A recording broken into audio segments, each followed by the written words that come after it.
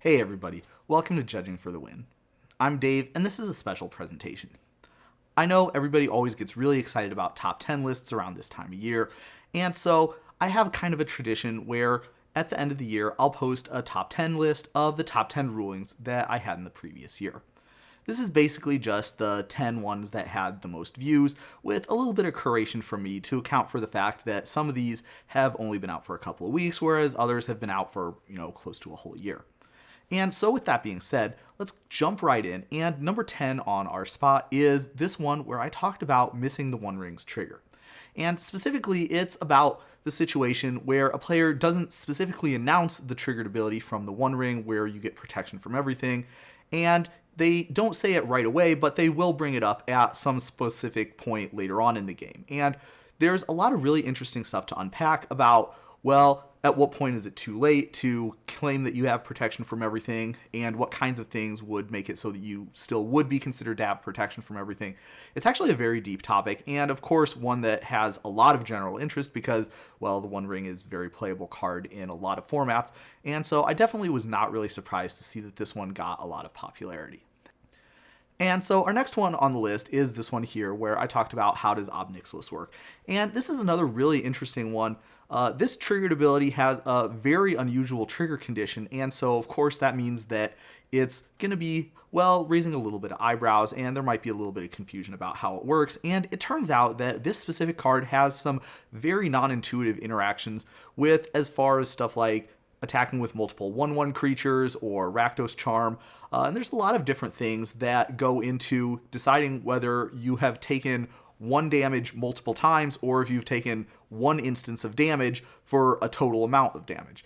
And so with that, all of that stuff goes together into that video, and that is another really interesting one, and of course a very popular card in Commander, so I was not very surprised to see that one end up in one of the top spots either. Nor was I surprised to see this next one gracing our list. This is the one where I talked about Silent Arbiter plus Season of the Witch, and I cannot tell you how many times I got requests from people to cover this interaction, going all the way back to the beginning of the channel. This is one of the ones that I guess I've gotten the most requests for, and I suppose that makes sense.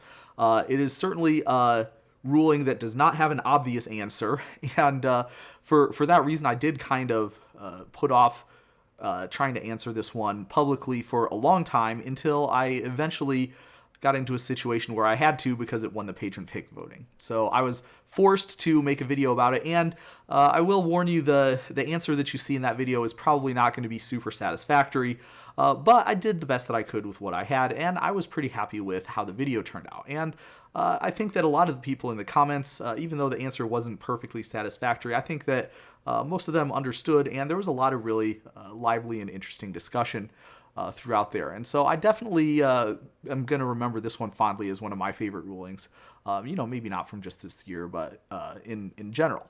The next one here is, can I use this as a token? And this question came about as a result of this card that they printed in Brothers War, where you get to make a bunch of tokens that are Dryad Arbors in everything but name. And so the question, of course, would be, well, maybe a player plays this Awaken the Woods card, and then they get out a stack of like actual Dryad Arbor cards that they want to use as tokens. Would that be permissible? And there's a lot of really interesting discussions surrounding, not just that specific case, but also the sorts of things that you could or could not use as tokens, and what the official rules and policy document-based explanations might be for why a judge would say that you could or could not use something as a token in a sanctioned game of Magic. And so that was a very interesting one, and maybe not one that I expected to blow up as much as it did, but certainly one that I think had a lot of really interesting and thought-provoking discussions in it. All right, so the next one here was one that definitely does come up quite a bit. It's, can you reorder your graveyard? And again, this is another ruling that I got a lot of requests to cover, even going back to the beginning of the channel in various forms. And certainly this is one that I am glad to have an actual official video on the channel for now, because it's a great resource to point people to whenever the question does come up. But also, I really had a fun time doing this one. This was a very interesting ruling, not just because it's practical implications, of course, but because the answer depends on something that, well, let's just say not a lot of rulings actually do depend on. That being what format that you're playing. Yes, the answer to this question is actually dependent on what other cards are available in the format. The short answer being that if you're playing in a format with Graveyard Order Matters cards that could potentially be coming up, then you would not be able to reorder your graveyard. But if you are playing a format where there are no such cards, then you would be able to reorder your graveyard as much as you want. And of course, this is something that comes up because, well, let's just say the Graveyard Order Matters cards are not generally very good, and so they're quite forgettable in many cases. And there are some formats where they might be available that in such a case you would not be able to reorder your graveyard in a spot where maybe you might think that you would be able to. And so the next one on my video list is actually one where I go over a little bit onto the dark side here. It is the video titled Judge Dave Cheated. And to give you a little bit of context on this one of the patron picks this past year was for me to play a game of Judge Tower with a couple of my colleagues. And so that went well. We had a lot of fun doing that. We definitely might be playing another game at some point in the future if that's something that might interest some people. But what happened in this game, we all had a lot of laughs about all the various cheats that we pulled off. There was one, though, that we did not get called out on. And so that was when I was resolving a Soulfire Eruption. Now, if you did not know this, it is actually not a free choice what order you affect the targets in. You actually are constrained by one of the rules of the game such that there is a specific order that you need to go in. And when I was resolving this card, I, of course, did not respect that order, thereby, of course, cheating. And so the cool part was that, of course, neither of the opponents that I had or myself caught this at the time. It didn't really occur to me until later on when I was editing the video that this might be a thing that could happen. And on top of that, the comments section was thoroughly buffaloed. I totally got away with it, 100%.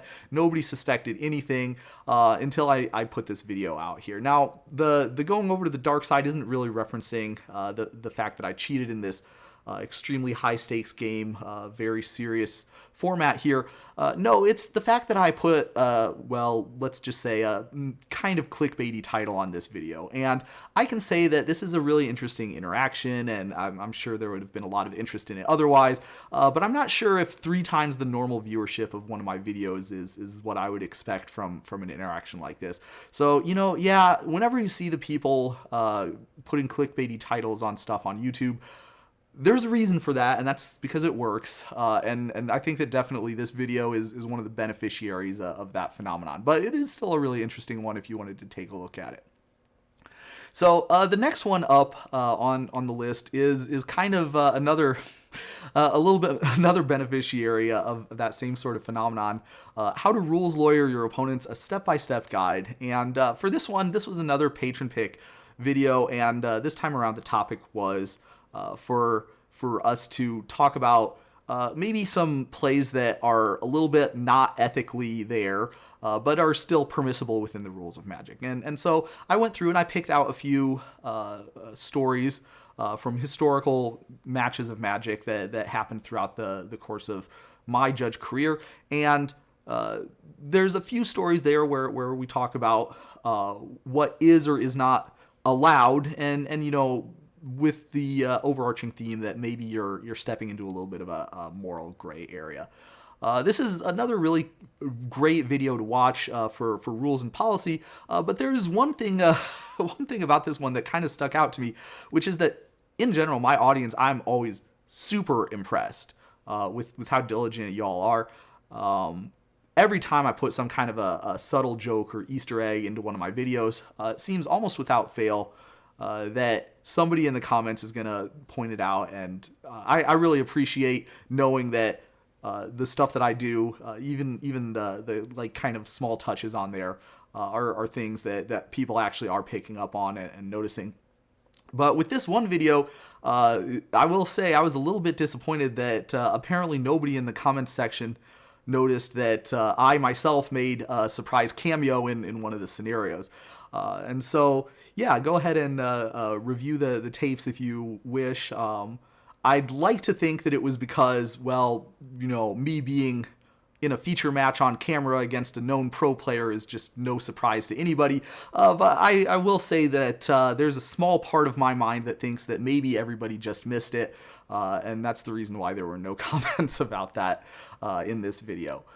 All right, so now we are going on to the very top spots here, starting to go into our top 3. And the number 3 video is Where Do We Go From Here? This is a video that I published the Monday after the announcement over the weekend that Wizards of the Coast had terminated their contract with Judge Academy. And therefore, at some point in the near future, we just would not have an officially endorsed judge program anymore. Of course, a very large upheaval for me personally as a Magic judge, and for also the rest of the community out there who's interested in those sorts of things.